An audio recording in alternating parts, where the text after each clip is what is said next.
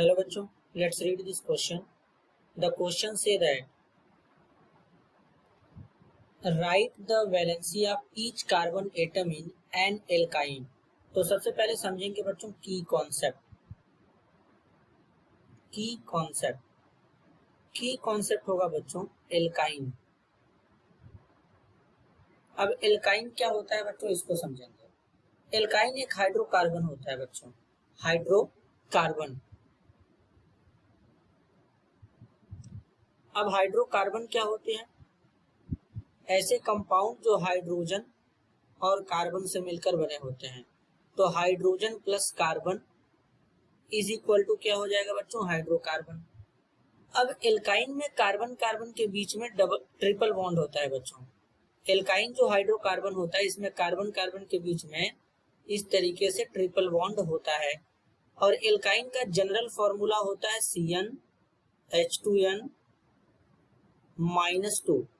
n is equal to होता है बच्चों यहाँ पर फॉर्मूले में 2, 3, 4, 5 इस तरीके से यहाँ पर होता है।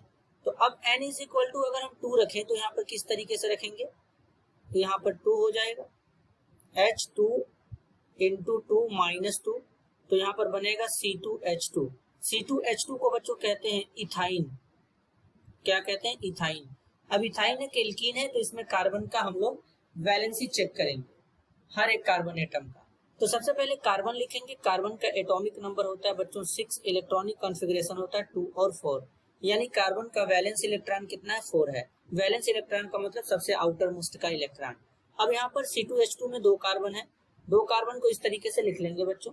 अब कार्बन का वैलेंसी 4 है, तो कार्बन यहाँ पर इस तरीके से अपना 3 इलेक्ट्रॉन, एक कार्बन दूसरा वाला कार्बन भी 3 इलेक्ट्रॉन अपना शेयर करेगा एक दूसरे के साथ में। हाइड्रोजन के पास 1 इलेक्ट्रॉन होते हैं, क्योंकि हाइड्रोजन का एटॉमिक नंबर 1 होता है। तो इस तरीके से अब इस कार्बन का 1 इलेक्ट्रॉन, इस कार्बन का 1 इलेक्ट्रॉन।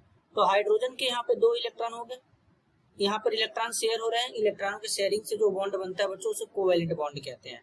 अब अगर कार्बन के केस में देखेंगे तो यहाँ पर इस तरीके से बॉन्डिंग होगा, इसके लिए भी इस तरीके से होगा। तो यहाँ पर इस तरीके से इलेक्ट्रॉन शेयर हो रहे हैं। अब ये दोनों कार्बन कार्बन के बीच में 3-3 इलेक्ट्रॉन शेयर हो रहे हैं, तो इनके बीच में इस तरीके से कौन सा बॉन्ड बनेगा? 3 को बनेगा बॉन्ड, वो भी कोवैलेंट। कार्बन हाइड्रोजन के बीच में 1 बॉन्ड बनेगा। तो हर एक कार्बन एटम कितना बॉन्ड बनाया है? 4 बॉन्ड बनाया है। तो इलेक्ट्रॉन कितने शेयर हुए हैं? 4। तो कार्बन, हर एक कार्बन का वैलेंसी कितना होगा बच्चों यहाँ पे? वो भी हो जाएगा 4। तो यानी यहाँ पर एल्काइन में कार्बन का वैलेंसी कितना होगा बच्चों? 4 होगा। This is your answer. I hope you understood it well. All the best.